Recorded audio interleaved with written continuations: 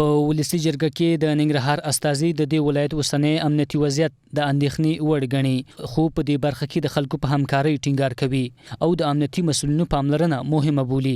څومره فکر کوي هماغوره خراب دي، څومره چې سر خرابېږي. په ښار کې چې زموږ سراب تښتول کېږي، په ښار کې چې مسلح خلک ګرځي، په ښار کې چې دشمن دې لارې نه په دې ټولو حالاتو ځي او راځي او څوک مخه نه نیسي او آزاد تګ و راتګ کوي، نو دې نه به موږ به امنیتي نو کله به داسې به امنیتي راځي. بې امنیتي هماغوره چې فکر کوي هماغوره شته.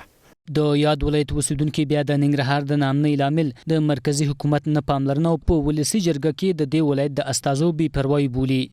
وکیل صاحبانو ستاسې د عدم توجه نه ننګرهار لیونی دی، کونړ لیونی دی، په هر ګګر کې نورستان لیونی دی، لغمان لیونی دی، ولږه حاکمه ده، فقر حاکم دی، غلا حاکمه ده، چوپ چور حاکم دی، تقسیمات د ټولو حاکم دی. تاسو په دوبۍ کې ګرځئ او کابل کې ګرځئ او د کورونو په اخیستلو کې اخلي، موږ هم پرېښي، زموږ عذاب به مو وایي.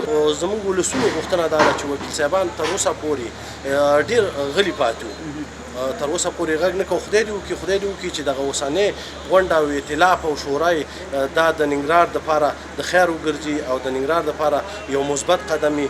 خو د ولایتي شورا غړي بیا په ننګرهار کې د نامنۍ علت د بهرنیو هیوادونو په خاص ډول د پاکستان او ایران د استخباراتي شبکو کار بولي چې غواړي ننګرهار نام نه کړي. په افغانستان کې دا څومره جګړې چې په دې کلونو کې ادامه لري، د دې تر شا د نړۍ استخبارات، د سیمې استخبارات، ISI، د ایران مداخلات دي چې په افغانستان کې جګړې دوامدار شکل باندې ګرم ساتل کیږي او د ISI ډېر پلانونه غواړي چې په ننګرهار کې او په ختیځ کې تطبیق کړي، ځکه چې موږ سره ډېر نږدې اوږده پوله لرو.